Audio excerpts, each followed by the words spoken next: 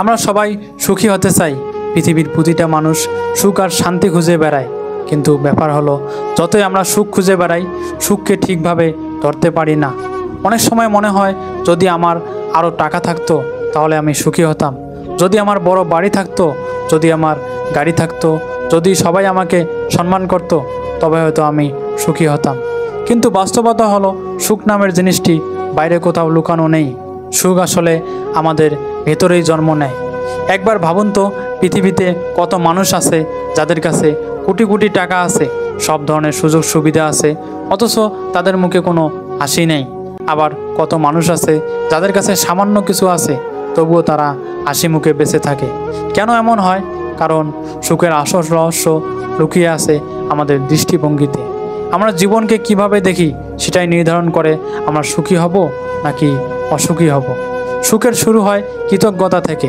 আমরা যখন প্রতিদিন চোখ খুলে বলি আলহামদুলিল্লাহ, আজও আমি বেঁচে আছি, আমি হাঁটতে পারি, আমি শ্বাস নিতে পারি, আমার পরিবার আছে, তখন মনের ভেতরে এক ধরনের শান্তি জন্ম নেয়। কিন্তু আমরা যখন বারবার নিজেদের জীবন অন্যদের সাথে তুলনা করি, তখন মন ভরে যায় হিংসে আর অশান্তিতে। আমার বন্ধুর নতুন ফোন আছে, আমার নেই, আমার বন্ধুর গাড়ি আছে, আমার নেই। এই তুলনা যত বাড়বে সুখ তত কমবে।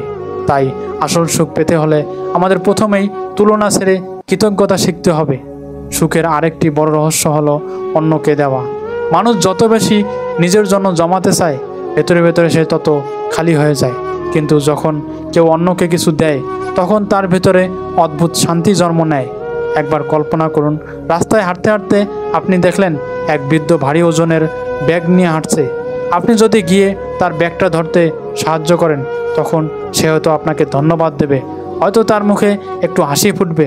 আর সেই মুহূর্তে আপনার ভেতরে যে আনন্দ জন্ম নেবে, সেটাই হলো আসল সুখ। সুখ কখনো কেবল কিছু নেওয়াতে নেই, সুখ আছে অল্প কিছু দেওয়ার ভেতরে। আমরা প্রায় সময় ভাবি সুখ মানে হলো বড় কিছু পাওয়া, বিশাল কোনো অর্জন করা। কিন্তু সত্যি হলো সুখ লুকিয়ে থাকে ছোট ছোট মুহূর্তে, সন্তানের হাসিতে, মায়ের দোয়ার মধ্যে, বাবার পরিশ্রমে, বন্ধুর সাথে আড্ডায়, পরিবারের সাথে খেতে বসার সময়। কিন্তু আমরা ব্যস্ত থাকি ভবিষ্যতের চিন্তায় বা অতীতের দুঃখে, যে বর্তমানে এই ছোট মুহূর্তগুলোকে উপভোগ করতে পারি না। অথচ সুখ সবসময় বর্তমানের ভেতরে লুকিয়ে থাকে। সুখ আসলে মানসিক প্রশিক্ষণের ফল। আমরা যদি প্রতিদিন মনকে বলি আমার কিছু নেই, আমি ব্যর্থ, আমার কপাল খারাপ, তাহলে মনও সেই কথাগুলো বিশ্বাস করবে। আবার যদি প্রতিদিন মনকে বলি আল্লাহ আমাকে বাঁচিয়ে রেখেছেন, আমি চেষ্টা করছি, আমি ধীরে ধীরে এগিয়ে যাচ্ছি, আমি যা পেয়েছি তা নিয়েই খুশি, তাহলে মনও ধীরে ধীরে সুখী হয়ে উঠবে। তাই সুখী হতে হলে আমাদের মনকে ভালো ভাবনায় প্র্যাকটিস করাতে হবে। আসল সুখ আসে সরলতা থেকে। যদি বেশি জটিলতা তৈরি করি, যত বেশি অহংকার করি, যত বেশি দোষারোপ করি, ততই অশান্তি বাড়ে। কিন্তু যত বেশি ক্ষমা করি, যত বেশি সহজভাবে বাঁচি, যত বেশি নিজের ভেতরে শান্তি খুঁজি, ততই আসল সুখ আমাদের ভেতরে জন্ম নেয়। সুখ কখনো বাইরে থেকে কেনা যায় না, সুখ আসে ভেতরের শান্তি থেকে।